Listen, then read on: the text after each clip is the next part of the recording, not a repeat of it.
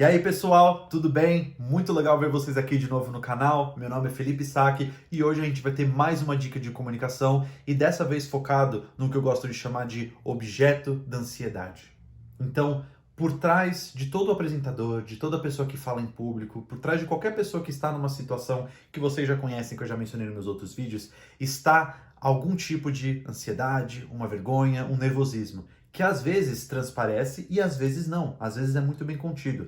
Mas não se enganem, qualquer pessoa que fala ou apresenta fica ansiosa em algum momento. E normalmente, quando a gente não tem muita experiência em falar em público, a gente já fica naturalmente nervoso, esse tipo de ansiedade vaza de nós.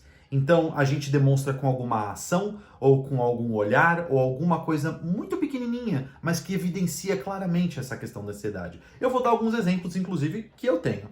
Se eu tô ansioso, e vocês estão bem de olho em mim, eu começo a mexer no meu cabelo, eu mexo na minha barba, eu começo a enroscar aqui, eu começo a ficar desconfortável com as minhas mãos e começo a mexer as mãos como um todo, ou às vezes até mesmo esconder as mãos. É uma coisa que as pessoas fazem naturalmente. Isso tudo, ou todas essas ações, demonstram ansiedade, mesmo que a gente esteja tentando esconder.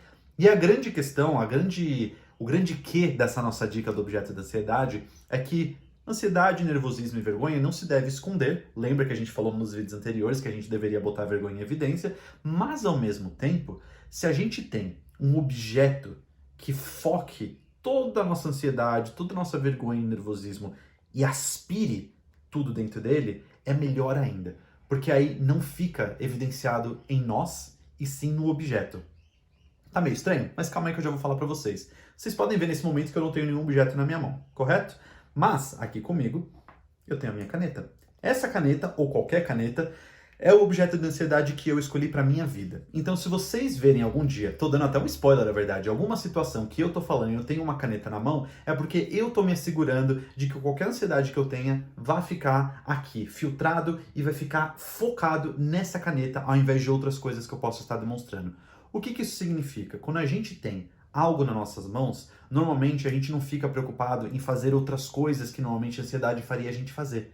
Então, a ideia por trás do objeto da ansiedade é justamente isso, que ele aspire toda essa ansiedade. E a caneta é um ótimo exemplo, mas você pode pegar uma borracha, pode ser o seu celular, pode ser um canetão, às vezes um daqueles controles que aponta para a apresentação que você está fazendo. Não importa o objeto em si, contanto que seja um objeto que te deixe confortável, que faça com que você não demonstre sua ansiedade por meio de outras ações que são mais muito evidentes. Então a dica chama objeto da ansiedade, mas por trás dela tem também um exercício interessante. Você consegue imaginar qual é a ação, quais são as coisas que você faz que demonstram a sua ansiedade, ou seu nervosismo, ou a sua vergonha quando você está falando em público? É muito importante que a gente tenha isso em evidência para saber, ok, quando eu faço isso quer dizer que eu estou ansioso e as pessoas podem perceber. Então, a partir desse momento, eu vou focar toda essa ansiedade no meu objeto da ansiedade. Por exemplo, inclusive, muitas pessoas usam aqueles cubos, não sei se vocês já viram, que são cubos que você pode ficar mexendo, tem um botãozinho, ou tem alguma coisa que tem um sentimento bom, ou vamos dizer, um feeling bom, e a pessoa usa aquilo como uma forma de ansiedade. Isso também funciona muito bem, mas de qualquer modo, o objeto em si fica totalmente a seu critério. E isso ajuda com que você não transpareça tanto esses sentimentos de vergonha, ansiedade, nervosismo que a gente vem falando desde os primeiros vídeos. Então, se a gente abraça essa dica do objeto da ansiedade junto com as outras dicas, a gente vai demonstrar uma imagem maior de confiança. E aí que está um detalhe muito chave por trás disso.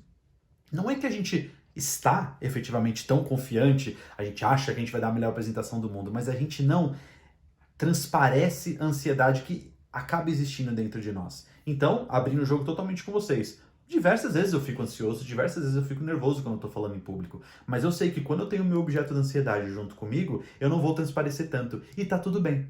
Essa é a ideia principal. Agora, pensem no objeto da ansiedade de vocês e em quais situações vocês podem, evidentemente, usar a questão do objeto da ansiedade. Se vocês perceberem que vocês têm alguma dúvida, algum comentário, querem fazer algum tipo de feedback, a gente está aqui no nosso canal, como sempre. Mesma coisa que eu repito toda vez, o feedback de vocês, o comentário de vocês é muito mais rico do que qualquer coisa que eu vá falar aqui, então fiquem à vontade e vamos manter a nossa conversa. No final das contas, essa é a nossa dica de hoje, objeto da ansiedade, e eu espero que vocês possam usar no dia a dia de vocês e tenha agregado de alguma maneira. Até a nossa próxima dica e nos vemos lá!